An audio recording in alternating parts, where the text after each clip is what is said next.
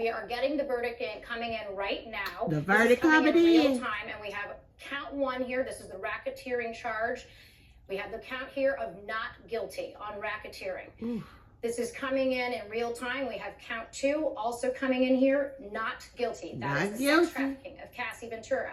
Count 3, we have guilty. Count 3 is guilty for the transportation of Cassie Ventura. That is guilty. Count 4, this is the sex trafficking of Jane. That's a pseudonym. Not guilty. Count 5, we have guilty.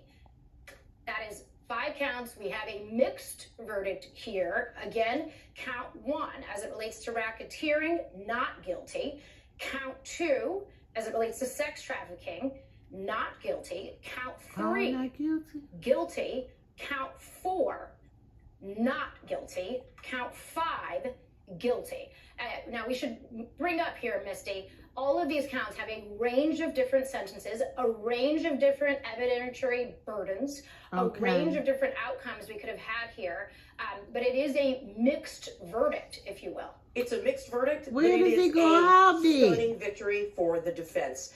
The Mann Act, these charges, these were the easiest for prosecutors to prove, the lowest hanging fruit, merely required showing that state lines were crossed for the purpose to engage in prostitution. We saw a lot of evidence on these charges, did not have that element, Laura, of force, fraud, or coercion, and this carries the lightest sentence of these charges. It is a maximum of 10 years. And keep in mind, when you're talking about maximums aren't the rule, they are the exception. They're for the most exceptional and severe cases. So now you're talking about a sentence that's potentially in the lower range with time served because he's been behind bars. The fact that these sex trafficking charges, specifically with respect to Cassie Ventura, means that the jury was convinced by the defense, at least with respect to reasonable doubt, that the commercial sex, i.e. the freak-offs, were not connected to some of this violence, that there was not that force, fraud, or coercion element. That is by far, from a penalty perspective, the most serious. It carried a 15-year minimum. So that is a huge distinction.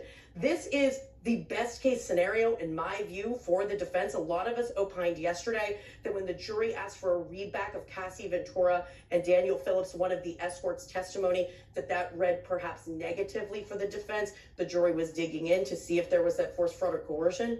Clearly, it went the other way. And it's interesting because the prosecutors had told him, you don't have to find force, fraud, or coercion on every single instance that he did this, right? You only have to find one. It doesn't have to be that this happened every time. But for the racketeering, you really did need to find a pattern of behavior. You needed to find a criminal enterprise that he engaged in with other people. But right, when people think of racketeering, they think of the mob. They think of running drugs. That's what I was thinking. Guns. Now, federal prosecutors have used a far more expansive view of racketeering, especially in recent years in SDNY, right? Because they want to bring in all of the worst evidence. They want to stretch back the material decades ago. And so you've talked about how it allows them to tell a full story. Well, it turns out doing that in this case did not fulfill what the prosecutors had hoped, because obviously they have now cleared him. They have acquitted him. So did he go out? Of racketeering. They have acquitted him of 2 other charges of using force and fraud, despite having that video, right, Misty? We talked about that video.